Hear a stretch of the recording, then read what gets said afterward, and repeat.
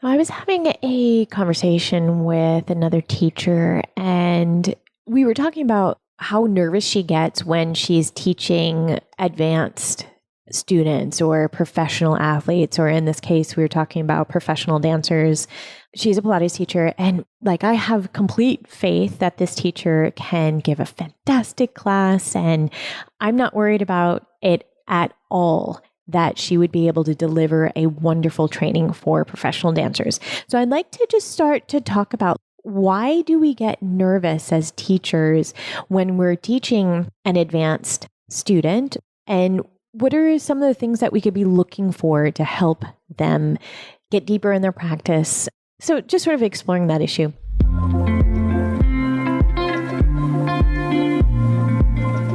Welcome. Stick around if you want to learn about the art and philosophy of beautiful movement mixed with evidence-based exercise science. We will be having tough and inspiring conversations with other coaches, experts, artists, and athletes. Our goal is to challenge myths, explore concepts, and engage in healthy debate as we dive deep with intrigue and curiosity. I'm your host, Hannah Deutscher. I've been teaching dance, Pilates, and yoga for over 2 decades. And what I've learned is that movement can be the joy that integrates us all together. When we can trust and express ourselves through our bodies, we are unlimited in our ability to change ourselves and our communities for the better. We, as movement teachers and coaches, have the power to help people experience this for themselves. Okay, everyone, let's dive in. Exchanging ideas and changing people's lives one session at a time. This is the Pilates Exchange. So just a little bit of background here, because Chris and I were professional dancers for so long, we do get a lot of professional athletes, whether that is other professional ballet dancers in the area. Sometimes we get different sports. We've had a few Olympic athletes that have come through, Paralympics, and people that are working at a very high level for their sports, even if it's not professional, but really at a high level. It does require a little bit of a different eye on maybe the movement patterns, what they might be looking for in the class. But I want to say that they're all the same. All people are the same. So I'm not just talking about those high level athletes or those professional athletes, but anyone that comes into the training room, they're looking for something. And usually that's something, whether they say it or not, it's somehow having to do with the relationship with their body to self, like body mind, or how do they express themselves better through their body, whether it's through the artistic form, maybe it is the dance or gymnastics or something like that, or maybe it's expressing through sport, like how do I get better at handball or soccer, football here in Europe. So I wanted to give a couple of different tools and things that I look at when I'm looking at a person's physical practice, and I'm using air quotes here, but it looks already perfect. So what happens when the person in front of you is doing everything exactly right and you feel like, oh, there's nothing to say there. And there might not be anything to say. I don't want to be picking down, looking for super minute details on a person's practice, because for me personally, that's not that important. It might be interesting, but most of the time, it's not really the thing that the person is after if you were to dig a little bit deeper. So to help someone deepen their practice, maybe it's not, move your finger to the right a couple centimeters or millimeters, or turn your head just a little bit more to the side. I mean, you could do that, but I think much more interesting would be looking at the dynamics of the movement. How can you give more interesting musicality to the way that they're moving? Does it feel full, or does it feel a little bit too sparse in the way that they fulfill the entire range of movement, for example? And that doesn't mean that everything needs to be gigantic, big. I'm not talking about bigger. I'm talking about, is there a mix between maybe movement and stillness? It's sort of like that sound and silence. Anytime you would listen to a great piece of music, there's louder parts, there's softer parts, there's faster, there's slower. And that is something interesting to work on with your high level athletes, the dynamic of the movement. And I think there's a lot of different ways for you as the teacher to be guiding them in there, but that's just one idea. Another idea is letting go.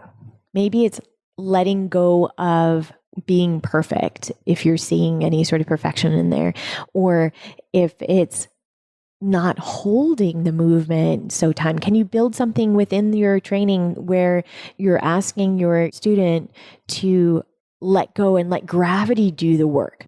That's interesting too, where there's that little bit of freedom. That's pretty scary for some of us. And that's exciting that it had, especially in Pilates, like everything's very linear and perfect and stuff. But where can we find the places to let go? And what could that look like for them? And when we're talking about perfection, also, like, because I've heard other teachers say, oh yeah, but they're perfect already. Well, I don't think the goal is the perfection. Like, it's not perfect. No one is perfect. There's nothing out there that's perfect. It's this relationship of getting better and better and better. And then you get to a certain point. This is just, the way the human body works. You're going to get to a certain point and then it starts to decline and decline and decline. So what happens when you have a high level athlete and it's at the end of their career, in my case, after dance, what is the elegance of letting go of some movements that aren't suiting the person or the body that's in front of you?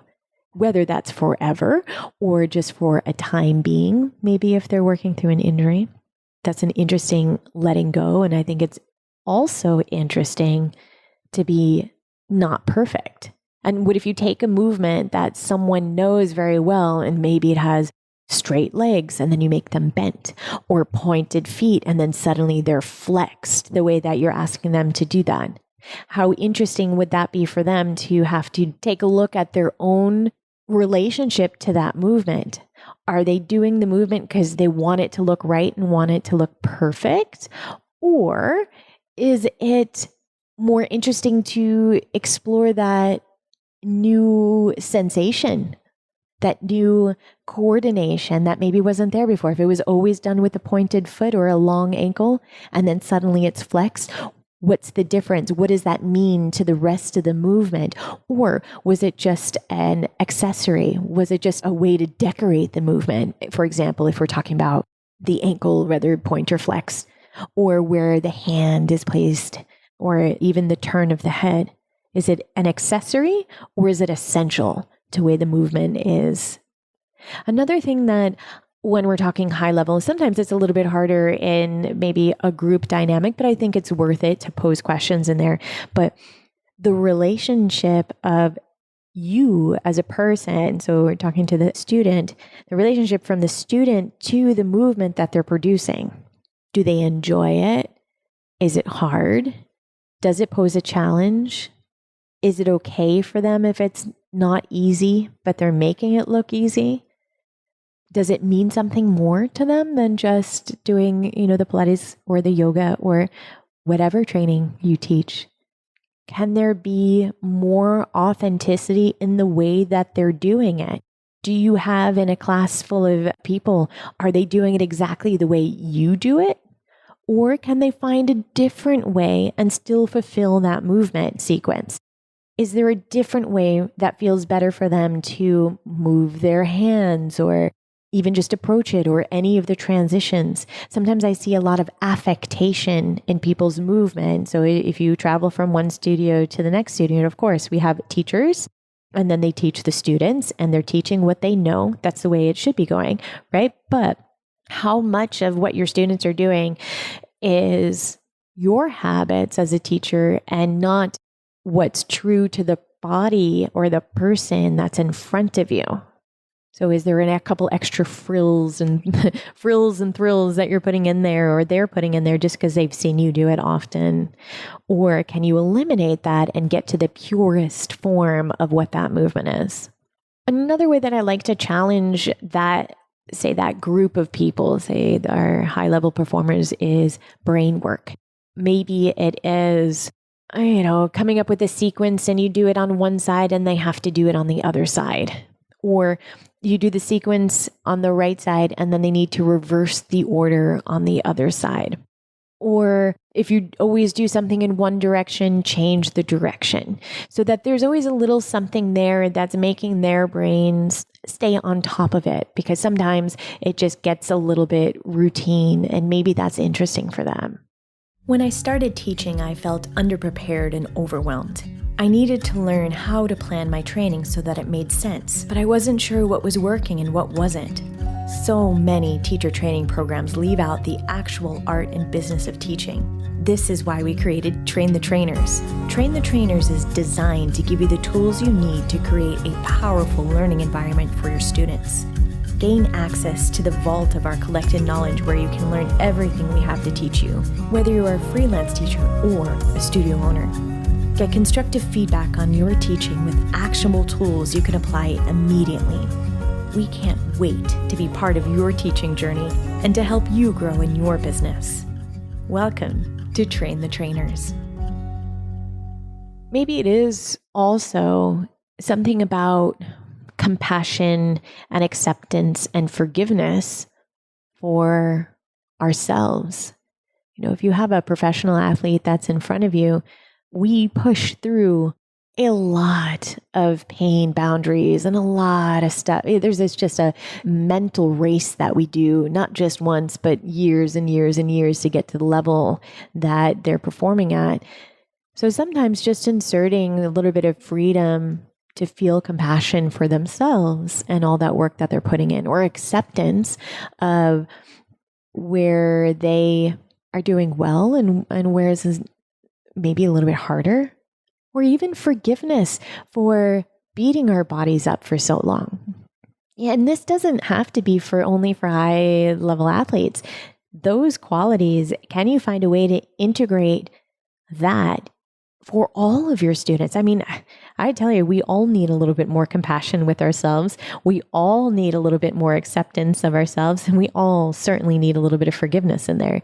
So what if that gets integrated into your training, and how can you foster those concepts within, I'm just doing a movement. It's just a whatever class structure you're teaching.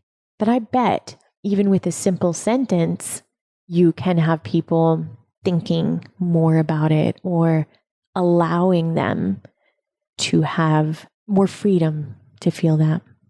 Another way that we think is adding fun to a training.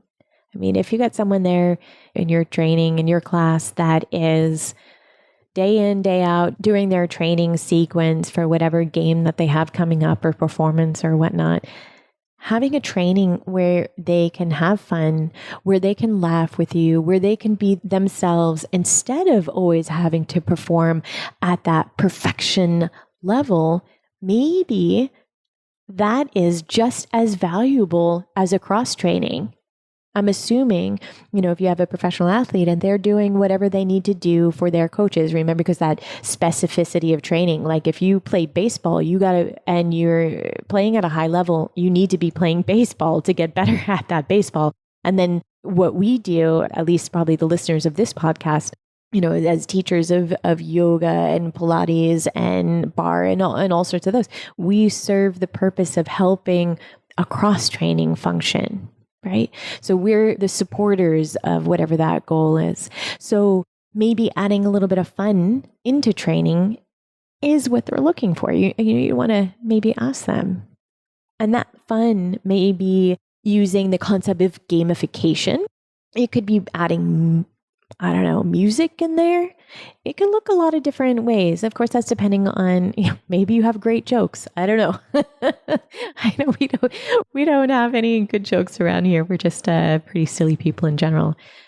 But fun is like all we know about, how we learn, how the brain picks up motor learning. It does require a little bit of a dopamine hit. So adding some fun in there is a great thing. Like you got all these happy hormones that are in there. It doesn't have to be serious. I think that's what, specifically with this one conversation I was having with the teacher, the deeper we got into the conversation, it was more of her fear of delivering a serious, good workout for these dancers in this case.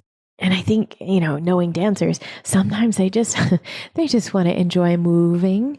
They just really want to enjoy being in their bodies without anyone critiquing them, and having that, like a lot of people don't know how hard is it to be constantly told every last little piece of movements, every millimeter, and not only just how you're moving, but how your body is supposed to look like?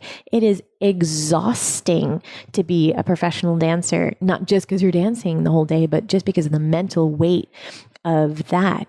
So I remember when I would go into my yoga practice and with my Pilates practice, the teachers that I stayed with are the ones that held me, not physically, but held me in a safe environment where I could just breathe and enjoy movement and not be made a big deal out of. That's where I really felt comfortable, is when, years ago, I could do all the fancy things with my body, but it wasn't like I needed to demonstrate every class. It wasn't like the teacher would say, oh yeah, take a look at this and this.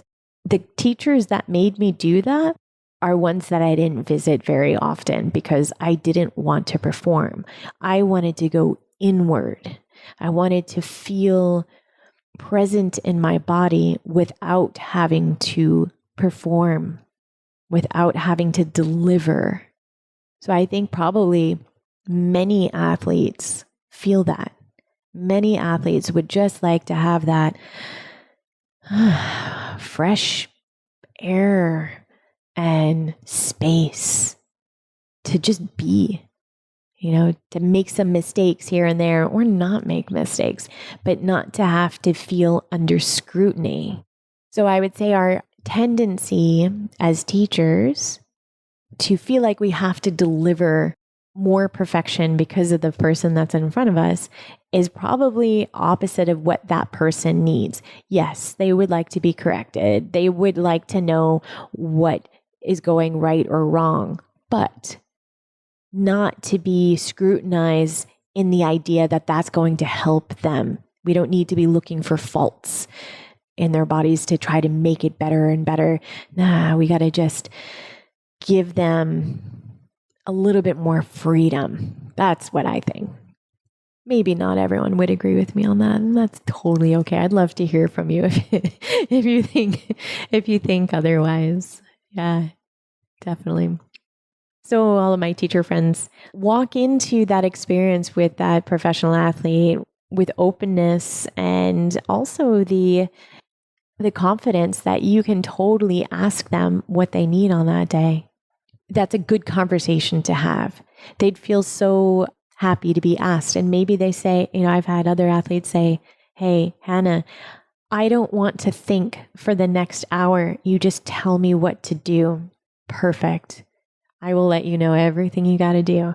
And some people will say, hey, Hannah, I had a hard day. Let's put on some music and just enjoy. Perfect. I am there. Our job, I think, consists of guiding, being open.